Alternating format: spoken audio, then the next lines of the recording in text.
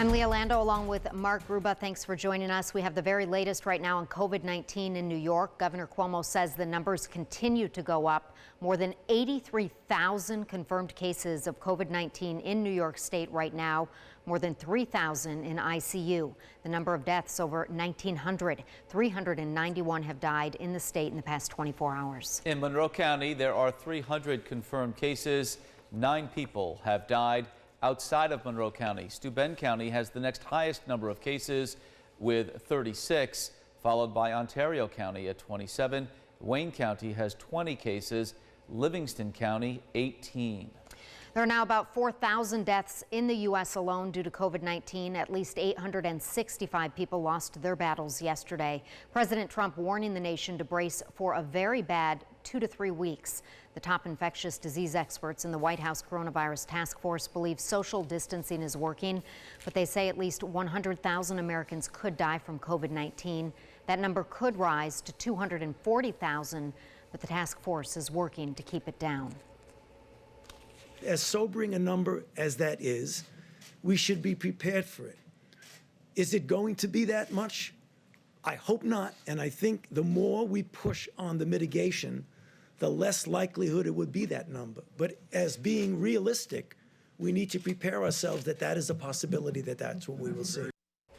President Trump announcing the White House's coronavirus guidelines are extended for another 30 days. Well, for many during this pandemic, paying the mortgage or rent has become a financial obstacle. For mortgages, Governor Cuomo has allotted more time to pay. But for those paying rent, a bill remains in the state Senate proposing to suspend payments for 90 days for those impacted by COVID-19. While advocates say it might not be enough as other bills stack up, others point out it would also put property owners in a dilemma. We shouldn't be held accountable for the present predicament that coronavirus has placed us in. What the tenants unions need to do and what government officials need to do is they need to consult with us, the housing providers, the ones that are actually making it happen. Well, Monroe County is also reopening applications for its Emergency Small Business Assistance Loan Program. After a rush of applicants forced a temporary shutdown yesterday, the program offers zero-interest loans for qualifying businesses with 50 or fewer full-time employees. The application portal launched last Thursday. By yesterday, it had reached already 200 applicants. Well, Dr. Colleen Fogarty from the U of R Department of Family Medicine spoke with us about how masks should be used. She says hospitals should be a priority for protective wear. The data up until recently has not suggested that that's of benefit, and there are questions about that now. What's very clear is that the healthcare masks really need to be reserved for healthcare workers who are on the front lines and exposed to patients with COVID positivity. So there's clearly a lot more risk if someone is close by a patient who's infected. Going to the grocery store, if you're social distancing and not around a lot of people, that risk is much, much lower. Well, if you'd like to watch the full interview, head to rochesterfirst.com.